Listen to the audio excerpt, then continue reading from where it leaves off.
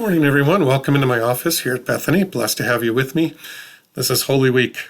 I'm going to go through the week with you here very quickly, kind of condensed version of it. But you just have to know you can't get to Sunday. You can't get to Easter Sunday and all the joy and hope without going through Thursday and Friday and Saturday first. It's where Jesus connects to us in so many ways that we have to see it. We have to experience it. The first is the foot washing on Thursday. I mean, Jesus washing the feet of his disciples and saying, if you want to be like me, if you want to love like me, serve others. Lower yourself to serve others, to raise them up. And he washes their feet. Even, by the way, Judas's feet. That says something. They have the meal together. It's the Seder. It's the Passover. They're sharing that meal, and throughout that meal, Jesus is teaching. He is just teaching more and more about love, about caring for one another. Several times, he refers to the fact that he will send the Spirit to be with them, that they will not be orphaned in this world. Later, he will pray that we will be one with each other, even as he and the Father are one with each other. This overriding message of unity, service, and love is going on throughout this, and the idea that Jesus will not leave us as orphans in this world, ever, that we are never alone here. Those messages come through so strongly. But as Jesus is sharing the meal, right before he's going to serve the bread and the wine to everyone else, Judas reaches over with a piece of bread and dips it in the wine, and Jesus mimics him, grabs bread, dips it in the wine at the same time so that their hands touch in the wine with the bread. And Jesus looks at Judas and says, whatever you have to do, do quickly. Judas runs out of the room. Now, the other disciples aren't sure. Why did he run out of the room? Did Jesus send him somewhere? They're not sure what's going on. Of course, Jesus knows Judas is off to betray him. And Jesus says it. I'm being betrayed tonight by one of you. Peter, I would never, ever betray you, Lord. And Jesus says to him, oh, Peter, you're going to deny knowing me 3 times tonight. They head out to the garden. Jesus says his prayer. Jesus is arrested. And throughout the night, Peter does deny knowing Jesus 3 times. Peter has to live with that guilt on Friday. As Jesus is being hung on the cross, Peter is sitting there with that guilt. He denied knowing him to protect himself.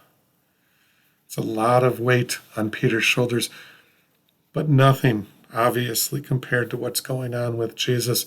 First of all, those nails through his flesh, his screams of agony echo out throughout Golgotha. His mother is there. He can see the grief in her face. He's taking final breaths. He knows what it's like to be betrayed, denied, rejected. He's going to die. He's going to take that last breath. Before he takes that last breath, he forgives, but then he takes that last breath and he experiences even human death. By the way, it should be pointed out that throughout the course of that day, as he is hanging on that cross, he is taking on all of humanity's sin for all time, not just my sin, not just your sin, all of humanity's sin for all the ages. The weight of that had to be excruciating. And then, of course, Jesus not only has joined us in our sin, not only has joined us in our punishment, not only has joined us in our death and in the grief of seeing his mother's pain and in the excruciating physical pain of suffering, and joining us also in all the betrayal and everything else, now he's going to join us in a tomb as well. In all the darkest places of human experience, including the tomb itself, Jesus has come to connect to us.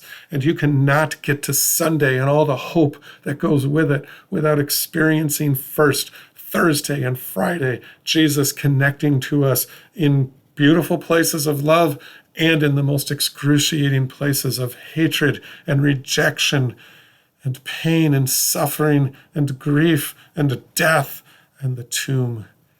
Jesus joins us there. That should be jolting to us. But then there's Sunday.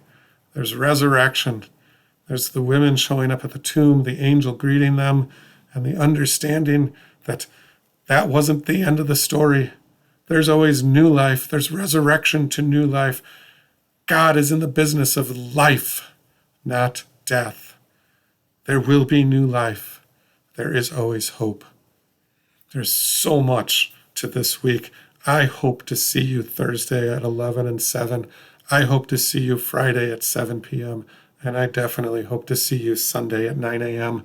for our resurrection Easter service and then the Easter breakfast. We are so blessed that Jesus has come into the world to experience life as a human, the human experience, the totality of it. What a beautiful, beautiful thought. This week is incredible. I look forward to seeing you. This is the day the Lord has made. Let us rejoice and be glad in it. Thanks be to God. Amen.